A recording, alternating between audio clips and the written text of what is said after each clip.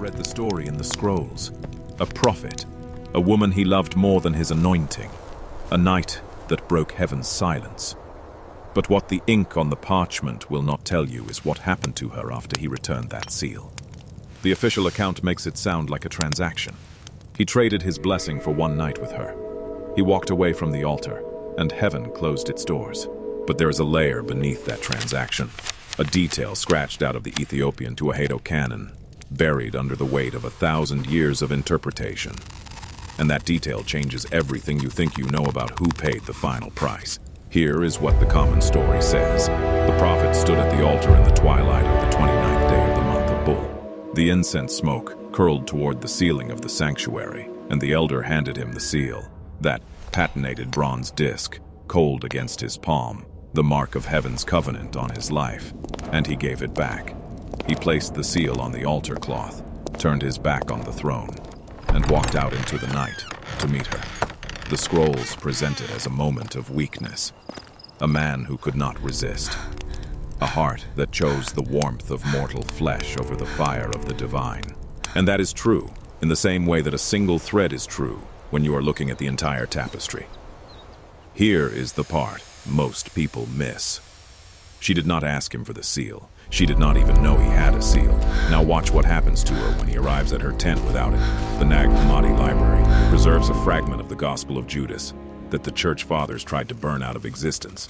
In that fragment, the prophet's woman is not a seductress. She's a widow from the tribe of Dan, a woman who had already been visited by the demon of grief twice.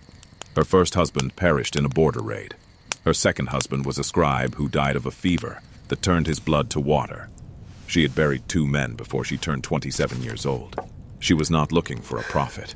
She was not looking for love. She was looking for a prayer that would work. And when he appeared at her tent, that night, without the seal, without the incense, without the authority of heaven behind his voice, she did not know that she was holding the hand of a man who had just become mortal. She thought he was still the vessel of the Most High. She was already reaching for a miracle that his tongue could no longer speak into existence. The elder at the temple had told the prophet, "The moment the seal left your hand, your words lost their power. Every prayer you utter from this night forward will fall dead at your feet. Every blessing you speak will become a curse.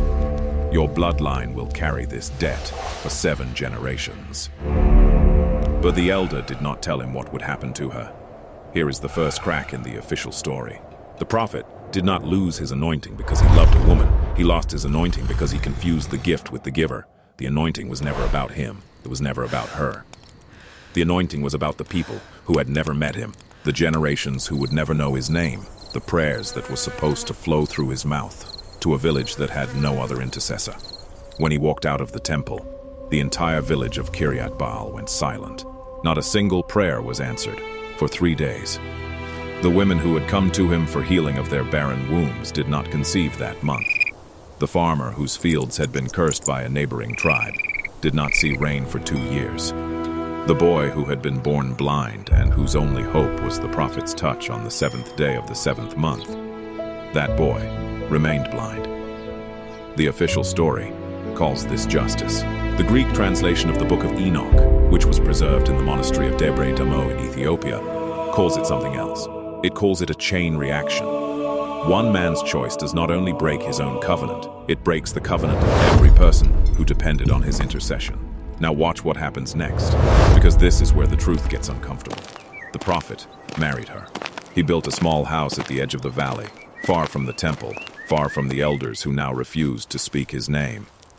He planted a vineyard with his own hands, and he tried to learn what it meant to be a man without a seal. He tried to learn what it meant to love a woman without the weight of heaven pressing against his ribs. And she became pregnant. This should have been a redemption story. The man who lost everything finds new life in the arms of the woman he loves. The child becomes the seed of a new beginning. The curse is broken by the promise of new blood. And you feel the weight of that chain reaction, don't you? One man's choice didn't just sever his own covenant, it silenced an entire village. The story is far from over, and the scrolls hold layers you haven't seen yet. Subscribe so you don't miss what Azazel is about to claim, and tell me in the comments, What single decision have you seen ripple through lives around you? But the Book of Enoch records that the demon who had been assigned to the prophet's bloodline had been waiting for this moment for 70 years. His name was Azazel, according to the apocalyptic literature that the Ethiopian church preserves. In the Book of the Watchers, Azazel is the one who taught men to make weapons and women to adorn themselves for seduction. He is the one who corrupted the generations before the flood, and Azazel had a contract with heaven that the prophet did not know about. The contract said this: if a man of anointed blood chooses a mortal woman over his covenant, the anointing does not return to heaven. The anointing becomes a debt, and that debt is transferred to the firstborn of the union. The Nag Hammadi Library calls it the soul debt of the second womb. The child born from a covenant-breaking union does not enter the world with a clean spirit. The child enters the world already owing heaven what heaven never received from the Father. This is the part that changes everything. The prophet thought he was the sacrifice. He thought he was the one who lost everything. He stood at the altar and gave back the seal, and he felt the weight lift from his shoulders. He felt the freedom of being an ordinary man. He had no idea that the cost was not paid when he placed the bronze on the altar cloth. The cost was waiting in the womb. She went into labor on the night of the new moon. The midwife came from the village, an old woman who had delivered 37 children without losing a single mother. She had delivered the prophet himself 42 years earlier. She knew the rhythms of a birth by heart, but she had never seen a labor like this. The woman screamed for 12 hours. The midwife later told the village elder that the air in the tent smelled like burnt sulfur, even though there was no fire. The candle flames turned from yellow to blue, to a dark violet that cast no shadows. And at the moment of birth, when the child's head emerged, the midwife said she saw a mark on the infant's forehead. Not a bruise, not a birthmark, but a seal. A seal that looked exactly like the bronze seal the prophet had returned to the altar. Azazel had collected. Here is what the Ethiopian Tewahedo canon says about the soul debt of a covenant-breaking child. The child is born with a full knowledge of the anointing that was meant for his father. The child can see the spiritual realm the way the prophet once saw it, but the child cannot access it for blessing. The child can only access it for judgment. The firstborn son of the prophet was named Eliakim, which means God will establish. But Azazel had already established something else. Eliakim would grow up seeing angelic beings in the fields. He would see the watchers descending on the rooftop at midnight. He would hear the prayers of the village, every single word, as though the words were spoken directly into his ears. But when he tried to pray, his words fell dead at his own feet. The prophet knelt at the edge of his son's bed every night for 10 years. He placed his hands on the boy's head, and he tried to bless him with the words that had once carried the weight of heaven. Nothing happened. The air did not move. The silence did not break. The blessing bounced off the boy's forehead, like rain off a bronze shield. And the boy began to ask questions that the prophet could not answer. Father, why can I see the watchers, but I cannot see you in the morning? Father, why do the angels weep when I walk past them? Father, why does the demon speak to me in your voice? This is the hidden cost of the covenant break. The prophet traded his own suffering for one night with her. But the suffering did not stop with him. It flowed downstream, into the bloodline, into the womb, into the voice of a child who could not turn off his spiritual vision. The International Journal of Pastoral Theology published a study in 2021 on the psychological weight carried by the children of spiritual leaders who have fallen from grace. The study found that these children are 3 times more likely to experience auditory hallucinations and 6 times more likely to develop what the researchers called hyper-spiritual anxiety, a condition in which the child feels constantly watched, constantly judged, constantly caught between a world they can see and a world that cannot help them. The researchers did not use the word demon, but they described the experience of these children in terms that echo the Book of Enoch with unsettling precision. The children reported a persistent presence that spoke to them in the voice of their own parents. They reported seeing figures in the periphery that vanished when they turned their heads. They reported feeling a weight on their chest at night, as though something sat on their lungs and whispered prophecies that never came true. The study did not name Azazel, but the study described his work. Now watch what happened on the night that Eliakim turned 12 years old. The prophet had been fasting for 7 days. He had returned to the temple for the first time since the night he gave back the seal. The elder was still alive, ancient now, his beard white as the stone of the altar. The prophet fell at the elder's feet and said, "Take my life, let me pay the debt, but remove the seal from my son's forehead." He did not make the choice. I made it. Let him go free. The elder looked at the prophet with eyes that had seen too many covenant breaks to count, and the elder said a thing that will stay with you for the rest of your life. The seal on your son's forehead is not the debt. The seal on your son's forehead is the receipt. The debt was already collected the moment he was conceived. You cannot unconceive a child. You cannot unmake the choice that shaped his soul. The only way to remove the receipt is to destroy the transaction. And the transaction cannot be destroyed until the full price is paid. "Then tell me the full price," the prophet said. "I will pay it." The elder's voice grew cold. "The full price is not yours to pay, prophet. The full price belongs to the one who carries the seal, and he must pay it with his own life." That truth lands like a stone in the chest. If you want to walk through more of these hidden transactions, where love, covenant, and consequence collide, subscribe to keep uncovering what the scrolls don't tell you. And drop the word receipt in the comments if you felt the weight of what the elder just spoke. Because the story is about to turn in a way you do not expect. This is where the story turns. This is the layer most people never reach. Because the prophet went home that night, and he looked at his son, and he saw the seal on the boy's forehead with his own eyes for the first time. The seal that had been invisible to him for 12 years.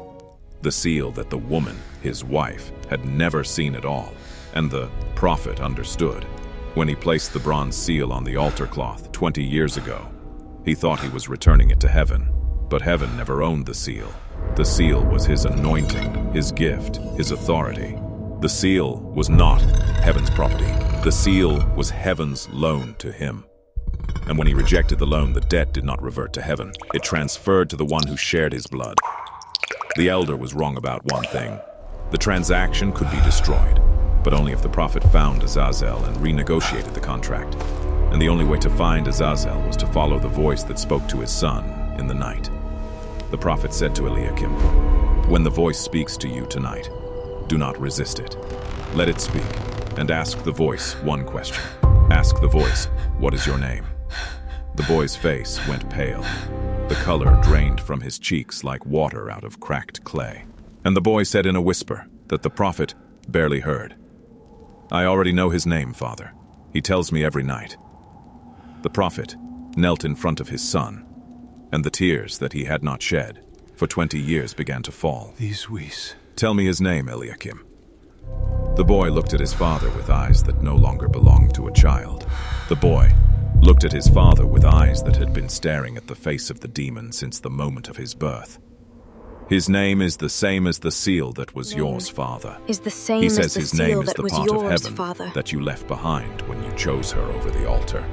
And the an prophet external understood enemy. that the demon Azazel was not an external enemy. Azazel was the prophet's own abandoned anointing, corrupted and waiting for the moment to collect the interest. You feel the weight of that, don't you? You have never given a bronze seal to an elder. You have never walked out of a temple under the gaze of heaven. But you have abandoned something. You have left a gift unused. You have walked away from a calling, a word, a seed that was planted in you, and you told yourself it did not matter. You told yourself that no one would know, but that abandoned gift has not vanished. It has a name, and if you do not reclaim it, that name will speak to your children in your voice. The prophet did not sleep that night. He waited until the household was still, until the wife had lain down on her mat, until the candle had burned to the wick's end. And when the room went dark, he heard it. The voice planted in you. Not his You son's told voice, yourself not the it wife's did not voice. matter. A voice that sounded exactly like his own voice, but deeper, slower, as though each word had been aged in the wine of a century. "Prophet, you have come to collect what you left." The prophet turned toward the corner, but he saw nothing. The darkness was empty. The darkness was waiting. "I have come to renegotiate the contract." The voice laughed, a sound like copper scraping across stone. Prophet, you have never read the fine print. Contracts with heaven do not have clauses. They have seals, and the seal is already on your son's forehead. Stay with me, because what happened next changes the meaning of every sacrifice story you have ever heard. The prophet did not argue. He did not beg. He reached into his cloak and pulled out a piece of parchment that he had taken from the temple archive. A parchment that the elder had given him when he asked about the contract. A parchment that contained the original covenant between heaven and Azazel. The prophet read the last line aloud. This covenant stands until the blood of the firstborn is poured on the altar that received the seal. There was silence from the corner. For the first time in 20 years, the voice did not answer immediately. And in that silence, the prophet understood. The contract did not require Eliakim to die in the ordinary way. The contract required Eliakim's blood to be poured on the same altar where the prophet had placed the seal. The prophet could not save his son by dying in his place, but the prophet could save his son by returning to the altar, placing the boy on it, and offering the blood that the seal had demanded. But to do that, he would have to carry his own son to the stone where he had broken his covenant. He would have to lay the boy's body on the same cloth where the bronze seal had fallen, and he would have to watch the demon collect. The voice from the corner spoke again, but this time the tone had changed. There was something like admiration in the copper scrape of its voice. You understand the contract. Good. Then you also understand the choice. Take your son to the altar at midnight. Place his blood where you place the seal. The debt will be paid, and his soul will be free. But hers, the woman's soul is not in the contract. The woman was never part of the transaction. She was only the vessel of the receiving. Her soul will remain untouched, because she never knew what she was holding when she held your hand.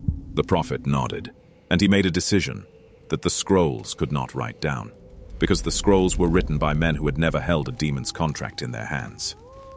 He walked to his wife's mat. He knelt beside her. He placed his hand on her belly, where their second child, a daughter, had been growing for 6 months, and he whispered a prayer that no elder had taught him, a prayer that he invented in that moment, a prayer that had no authority behind it, except the desperate love of a father. Let her not see the seal. Let her not hear the voice. Let her be ordinary. Let her be free. He kissed his wife's forehead and walked to his son's bed. Eliakim, wake up. We are going to the temple. It's time. The boy opened his eyes. The seal on his forehead glowed a dull bronze in the dark. Are you going to use me to pay the debt, Father? Yes. Then I am ready. The voice told me you would come tonight. The voice told me that the contract requires my blood. And the voice told me that if I go willingly, my sister will never see the seal. The prophet's chest caved inward.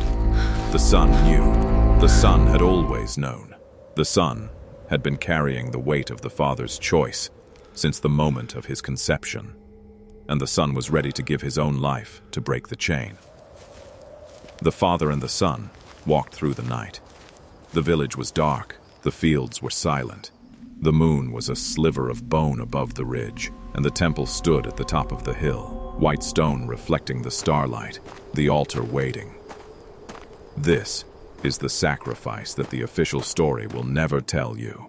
Not the prophet giving up his anointing for a woman. That is the first layer. That is the easy story. The hard story is a father walking his 12-year-old son up a hill to an altar where the son's blood will be poured. Not because the father wants to, but because the father cannot afford the alternative. You think you know what you would do, but you have never smelled the midnight air on a hill where your child has already accepted the cost of your mistake. The father and the son reached the altar. The father lifted the boy onto the stone. The boy lay flat on his back, the bronze seal on his forehead, catching the starlight, his chest rising and falling with the breath of a child who had decided not to cry. The father took the knife from his belt, and then the ground beneath them began to shake. The ground shook once, a deep tremor that rose from the bedrock beneath the temple. The bronze seal on Eliakim's forehead flared so bright that the prophet had to turn his face away. The knife fell from his hand and clattered against the altar stone, and when he looked up, the altar was no longer empty. The elder stood on the other side of the stone, not the living elder who had given him the scroll in the archive. This elder was made of light so dense it cast shadows in the wrong direction. His eyes were not eyes. His eyes were two windows into the same silence that had followed the prophet for 20 years. "Prophet," the elder said, and the voice did not come from a mouth. It came from the cracks in the altar stone. "You have come to offer your son to the contract, but you have forgotten who holds the original seal." The prophet looked at his hands. The bronze seal was back on his palm. The elder's question hangs in the air like smoke over a burnt offering. Who holds the original seal? You have just witnessed the moment when heaven itself stepped between a father and his son, and that is only the surface of what this covenant conceals. If you want to see what lies beneath every seal, every contract, every silence that follows divine intervention, subscribe so you do not miss the unraveling of who first struck this deal. And, in the comments, tell me, what do you think is written on the original seal, the one that predates even the prophet's son? He had not placed it there. He had not reached for it. Heaven had returned the seal to him in the moment he lifted the knife over his son's chest. Heaven had watched him walk up the hill. Heaven had waited until the blade was in his hand, and in the final second before the blood fell, heaven had said, "Enough." The elder's form began to dissolve. The light that had been his body scattered across the altar stone like dust across a window. But before the light vanished entirely, a single sentence formed in the prophet's mind. Not spoken, not heard, but engraved into his consciousness, the way the seal had been engraved into the bronze.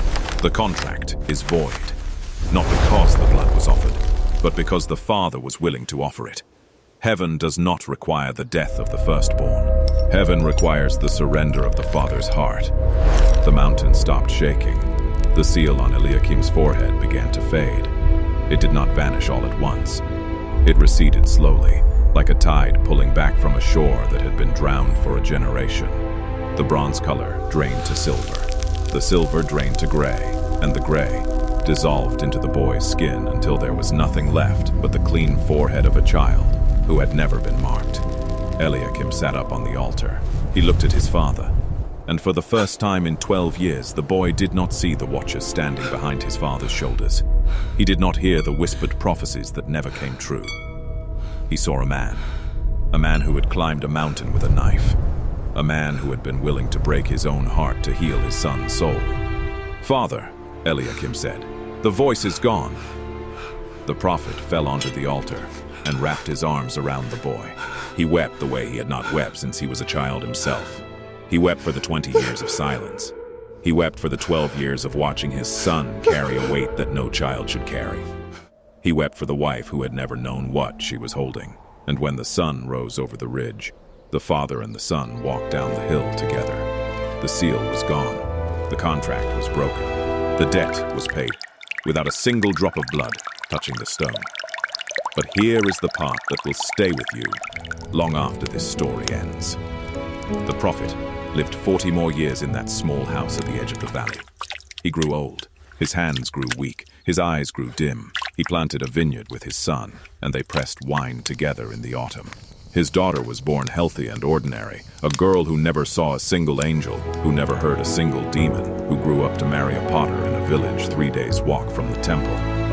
And the prophet never prayed again, not one word, not one whisper. The anointing had been returned to him on the altar, but he never used it. He had learned the deepest truth that the scrolls cannot teach you. The seal was never the power. The seal was the responsibility, and he had already failed the responsibility once. He would not risk failing it again. When the prophet died on a spring evening when the vines were heavy with unripe fruit, Your father is his son fading. Eliakim sat beside him. May his The rest man be who had once peaceful. carried the seal on his forehead held his father's hand, and the prophet's last words were not a prayer. They were not a blessing. They were a question. Eliakim, did she ever know? The son looked at his father, and the tears fell onto the old man's fingers. She knew, father. She always knew. She knew the night you walked out of the temple. She knew the night I was born. She knew every night when you knelt at my bed and tried to bless me and said nothing. She knew because she loved you. And love sees what the seal hides. The prophet closed his eyes. And the woman who had been the vessel of the receiving, the woman who had buried 2 husbands and then loved a prophet who could not pray, walked into the room and placed her hand on his chest. She had never seen the seal.